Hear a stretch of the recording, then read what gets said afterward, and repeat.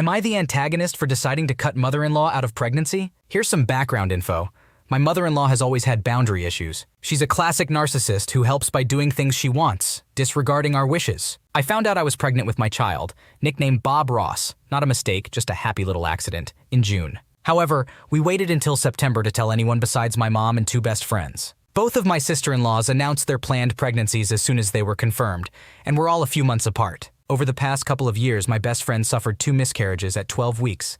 A high school friend had a stillbirth, and my aunt shared her experiences of having multiple miscarriages, some later in pregnancy. Due to these reasons, my partner and I decided to keep all mentions of my pregnancy off social media and only inform our closest friends and family. I'm not actively hiding, but I prefer not to discuss how Bob Ross wasn't planned, pregnancy in general, or potentially deal with discussing it if something unfortunate happens. My mother-in-law is aware of all this. We even discussed it a few weeks ago when she brought up not being allowed to talk about Bob Ross on social media. She wasn't pleased with us hiding, in her own words, the pregnancy. Fast forward to yesterday, she posted about my sister-in-law being in labor. I texted my husband, expressing my concerns if we were to inform her when I go into labor. My husband, who was at work at the time, asked me for details such as whether she was asking for prayers or simply updating people on the situation. So I looked and read the comments. In one of the comments, she mentioned that all 3 of her children are having babies in the next few months.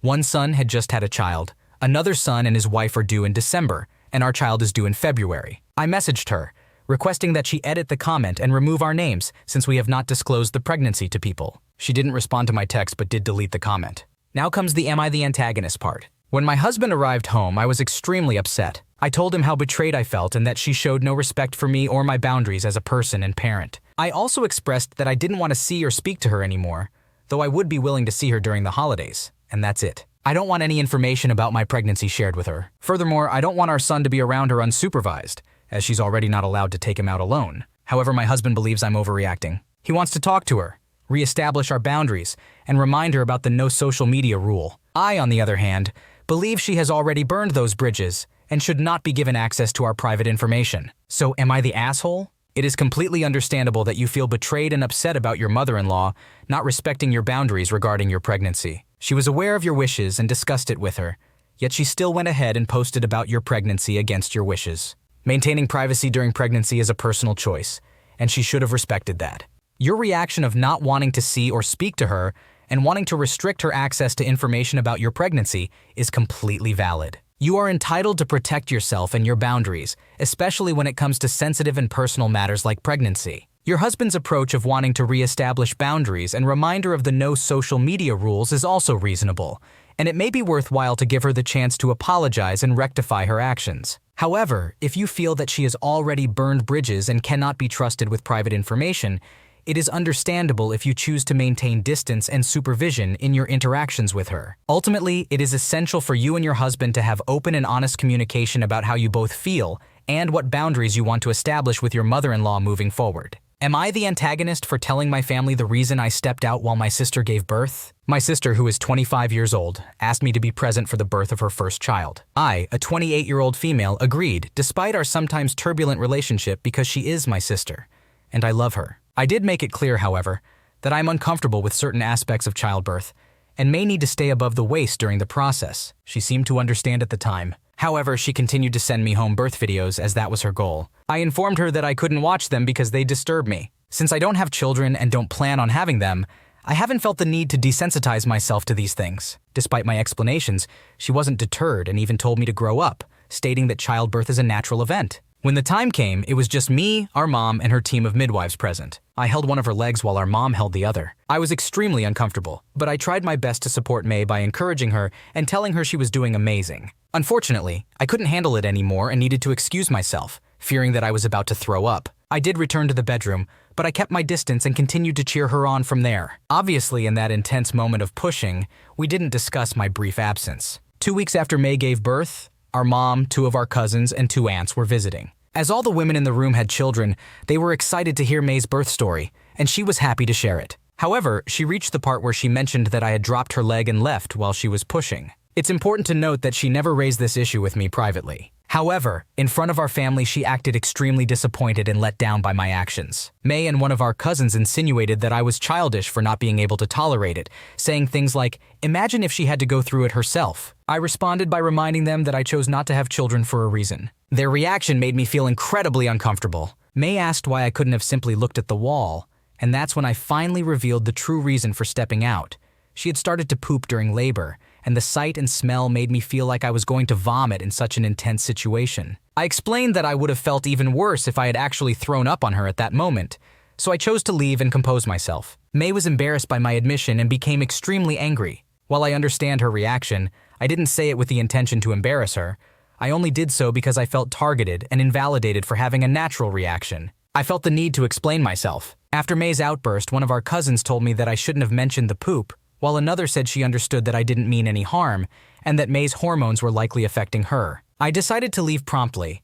This happened 3 days ago, and haven't spoken to May since. Our mom has asked me to apologize, but I insisted that I would only do so when May apologizes for publicly criticizing and mocking me. At this point, I'm fine with not talking to her because I want peace, and I fear that she might use this incident against me in the future. Am I the asshole in this situation? You agreed to be present for your sister during the birth of her child, despite your squeamishness. You made it clear to her beforehand that you may need to stay above the waist, and she seemed to understand. However, she still continued to send you home birth videos, which she knew would disturb you. Her reaction to you being uncomfortable during the birth and leaving momentarily was unfair and immature. You did your best to support her during a difficult and intense moment, and stepping away temporarily to compose yourself was a reasonable reaction. It's understandable that witnessing certain bodily functions made you uncomfortable, and that you didn't want to risk throwing up on her during an already intense situation. Your sister's decision to publicly shame you and mock you in front of your family was uncalled for. It's understandable that you felt targeted and invalidated.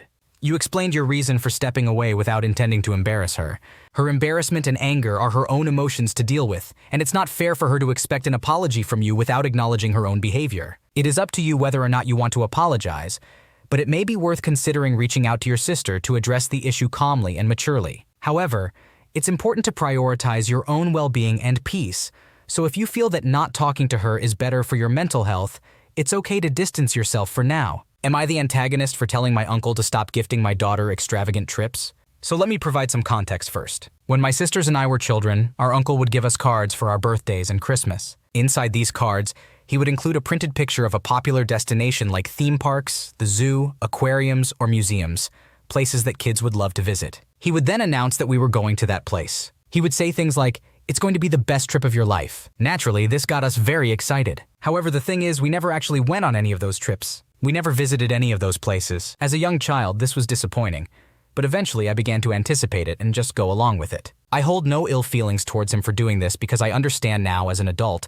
that he did it because he couldn't afford to buy us gifts. Now, here's where I'm starting to have a slight issue with this behavior. It was my daughter's 5th birthday last week, and my uncle gave her a card. When she opened it, she found a printed picture of a theme park located about 2 hours away from our house. He promised her a fun weekend getaway and made commitments like staying in a large hotel room with a swimming pool, unlimited snacks, and tickets to all the shows she wanted to see at the park. She was thrilled beyond words. For the past week, my daughter has been talking nonstop about this trip. She keeps telling me how excited she is and how her entire class at school is excited for her. It breaks my heart to see her so happy, knowing that this trip isn't going to happen. I remember how disappointing it was for me, and I don't want her to experience that. So I decided to text my uncle about it. This is what my message said.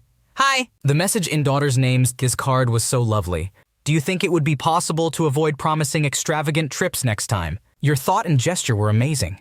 However, I never know what to say when she asks me about the timing of this trip. She adores spending time with you, so even the promise of a nice lunch together would make her incredibly happy. He never responded, but my aunt told me that he was upset. She mentioned that he felt offended because he thought I was implying that the only thing he could afford was a nice lunch. That wasn't my intention at all. I simply wanted him to understand that my daughter loves him and wants to spend time with him, and he doesn't need to make impossible promises to make that happen. I can see now why he may have interpreted it that way, and it makes me wonder if I am the one at fault here. This has been an unspoken issue in our family for so many years that I'm questioning whether I should have just left it that way. Nonetheless, I can't bear the thought of my little girl being disappointed repeatedly. My sisters and my mom are in agreement with me. In fact, my mom even mentioned that she wishes she had stopped it when we were children. So am I the one in the wrong for asking my uncle to stop giving my daughter extravagant trip promises? You did the right thing by speaking up and addressing the issue with your uncle. It's understandable that he may have been offended by your message, but your intention was to protect your daughter from potential disappointment. It's important for him to understand that your daughter values spending time with him more than extravagant promises she knows might not come true. Your sisters and mom also support your decision, and your mom even expressed regret for not intervening when you and your sisters were kids. This suggests that the unspoken issue has caused disappointment in the past, and that stopping it now is the right course of action. Your uncle may have had good intentions behind his actions, but it's important to prioritize your daughter's emotions and prevent her from experiencing unnecessary disappointment. Am I the antagonist for throwing a card game? I, a 22-year-old male, attended a party hosted by my girlfriend's 22-year-old female family. This was my first time in this kind of setting, as my family isn't as big as hers. Overall, it was enjoyable and the food was great. However, problems arose after dinner. My girlfriend's uncle suggested playing a card game that I had never heard of before. Although my girlfriend had played it in the past, she was still a beginner, so we decided to be on opposing teams to level the playing field. I was partnered with her uncle, whom I'll refer to as A, while she was partnered with A's brother, whom I'll call B. Before we started, they decided to change the rules to make it more challenging. Although my girlfriend had never played this version, they insisted, and she eventually agreed. A was more laid back than B, who displayed immediate signs of competitiveness. We started playing, and my team initially took the lead. On the fourth or fifth turn, my girlfriend placed a card down, and B raised his voice, asking her what she was thinking. Knowing that my girlfriend had a difficult childhood and gets anxious about such situations due to her less-than-ideal parents, I immediately noticed her becoming fidgety. As the game progressed, B continued to snap and even yell at her, while A encouraged me. The atmosphere became tense with the entire family observing. Although I wanted to hold my girlfriend's hand, we were seated across from each other. Despite the tense environment, my girlfriend's team managed to catch up. On the final turn, I had the opportunity to win, but I purposely played the wrong card. I didn't want to give B the satisfaction of winning and exacerbating my girlfriend's anxiety over a mere card game. B cheered and high-fived her, but I could see that her nerves were shot. I called for a rematch, and I jokingly suggested that I should partner with my girlfriend, considering she was clearly the champion. Nevertheless, the mood was ruined, and everyone could perceive what had transpired. My girlfriend excused herself to get some water, and I followed her. She was quietly crying, and I felt terrible. I hugged her, reassured her that B's behavior was ridiculous, and offered to leave if she wanted to. I apologized for not intervening earlier, but she expressed gratitude for my restraint, as she didn't want to cause a scene. Nonetheless, I still feel guilty, knowing that my girlfriend already has family-related traumas and that this incident contributed to her distress. Before the party concluded, my girlfriend's mother approached me and admonished me for throwing the game. She claimed that everyone in the family is competitive and that my girlfriend was being too emotional, even though she hadn't uttered a word of complaint. Her mother argued that by intentionally losing, I had embarrassed B and made him feel like the villain. I discussed this with my girlfriend, and she acknowledged that it was evident I had lost on purpose. Nevertheless, she genuinely appreciated my support. However, her mother has now instructed her not to bring me to any future events. I keep replaying the image of my girlfriend crying in the kitchen and detest the thought of her having to endure such situations alone. Since I don't share the same cultural background as my girlfriend, and I don't have a large family, I struggle to determine whether I was in the wrong. Am I the antagonist in this situation? You were being considerate and protective of your girlfriend in a situation where she was being targeted and made to feel anxious. It was admirable that you tried to support her by not wanting to make her anxiety worse by causing a scene. Furthermore, throwing the game to prevent her from feeling even more uncomfortable speaks volumes about your empathy and care for her well-being. Your girlfriend also expressed her appreciation for your actions. While her mom might have a different perspective on the situation and believes that you embarrassed her competitive family member, it is important to prioritize your girlfriend's emotions and well-being over potential hurt egos. It would be reasonable to discuss the situation with her mom, expressing your concerns for your girlfriend's feelings and explaining your intentions. Open communication can help resolve any misunderstandings and show your commitment to supporting your girlfriend. Am I the antagonist? My boss called me disrespectful because I didn't respond to her text. I am a non-traditional college student. I applied to a position that advertised a rate of $15 per hour, but I was offered the role at $11.50 instead. When I asked about the pay, the person informed me that it was a range. However, I specifically applied for jobs with a minimum rate, so if it had said range, I would have inquired about it initially. Eventually, they offered me $12.50, and I accepted because I thought they might increase it to the desired amount I needed after getting to know me during the rest of the semester. After 2 weeks in the role, my boss started assigning me tasks. She made it clear that she was disengaged because she didn't get to keep her position for the next year. She began giving me her cleaning duties, which I didn't sign up for, especially tasks like cleaning dirty microwaves. This, along with her open discussion about assigning me undesirable tasks, was disrespectful in my opinion. Last week, I was responsible for updating staff lists. I edited the list and sent a mass email to the team, requesting them to update their information. They complied, which was great. Instead of responding to the email chain we were already using, my boss texted me after work hours, bombarding me with numerous questions about what I did. She mentioned that we had the information on file and insisted that she also needed to update it. She asked me to send a follow-up email telling the team to disregard the previous email. She claimed I was disrespectful because I didn't respond to her email as she wanted. I informed her that I don't get paid enough to be available to her 24/7. She responded condescendingly, saying that they were all underpaid. But in my mind, even if that's true for her, it has nothing to do with me. I still won't be responding to anything like that outside of my school hours. During a meeting, the head leader suggested taking a break because she felt emotions were running high. However, I wasn't being emotional. It's a fact that I don't get paid enough. It's a fact that she texted me instead of emailing. And it's not disrespectful for me to prioritize my own time over her requests. I basically quit during that meeting because I woke up feeling sick and irritated. I wasn't expecting to be called names. I dislike her attitude, entitlement, and disrespect towards me, my time, and my responsibilities. Am I the asshole? Am I missing something here? Based on the information provided, it seems that you were not being unreasonable in your expectations. You applied for a role with a specific minimum pay, and although you negotiated a slightly higher rate, it still doesn't seem to be meeting your desired level. Furthermore, your boss's behavior towards you, particularly assigning you menial tasks and making disrespectful comments, is unprofessional and disrespectful. It is entirely valid for you to set boundaries and not respond to work-related matters outside of your work hours. It's important to maintain a healthy work-life balance and ensure that your personal time is respected. Quitting during the meeting might have seemed abrupt, but it appears that the situation had become untenable for you. It is reasonable to prioritize your own well-being and happiness in a work environment. It's important to remember that you don't owe anyone your time and energy, especially if you feel disrespected and underpaid. However, it may still be beneficial to reflect on the situation and determine if there were any other options available before resigning. Effective communication and discussing your concerns directly with your boss, or even involving a higher authority, could have been explored to address the issues you were facing. Overall, based on the details provided, it seems that you were not in the wrong and decided to remove yourself from a toxic work environment. Would I be the antagonist if I traveled to Wales by myself despite my parents' objections? I, a 22-year-old female, have wanted to visit Wales for years, ever since I saw it on Torchwood. I've just finished up a season of trail work, I have decent savings, and I'm unlikely to be able to find a job in my field too quickly. Also, I still live at home, and likely will for a while as job hunting sucks right now, and I'm in the stage where I expect to apply to at least 50 jobs. One thing about my family is that my mom has an anxiety disorder that wasn't treated at all until a few years ago. My dad just enables her. Some of it I kind of understand, like her not wanting me to go to the movies by myself at night. But then she also stopped me from going to prom because I didn't have a date, refused to let me go on my first date. I was 20. She physically stopped me from leaving. She also thought I was going to develop a serious psychiatric disorder that her brother has. My therapist had to tell her to stop accusing me of having this because I have shown no signs of it, and the constant accusations and controlling my behavior was causing me serious anxiety. I told my parents a few days ago that I was planning on going to Wales. They asked if I was going by myself.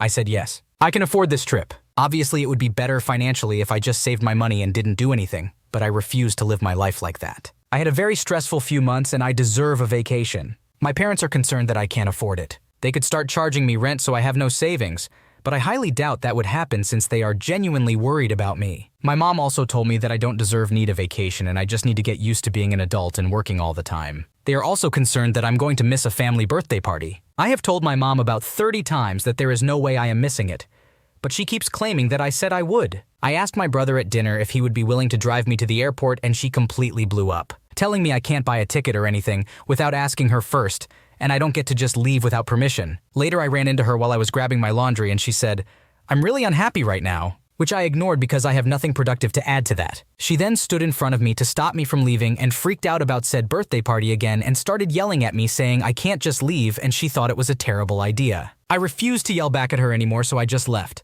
She asked me why I didn't answer and I said I had nothing to say right now, and she started yelling at me again. The thing is, I would consider a vacation closer to home. I'm American.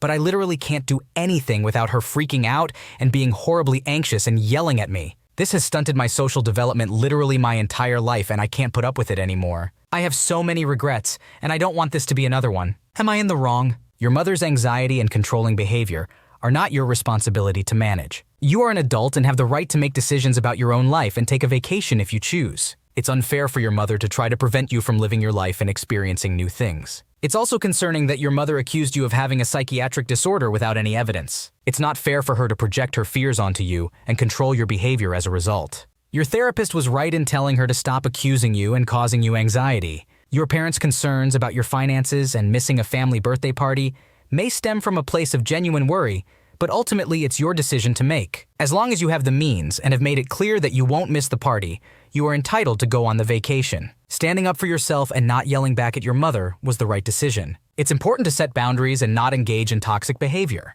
Your desire to break free from this controlling environment and develop your social skills is understandable and important for your personal growth. Overall, you deserve to live your life and pursue your own happiness. Going on a vacation to Wales is a reasonable and well-deserved decision. Thanks for watching. When you subscribe, make sure to hit the bell to turn on notifications so you never miss a video. To finish listening to all the stories, check out the playlist in the description.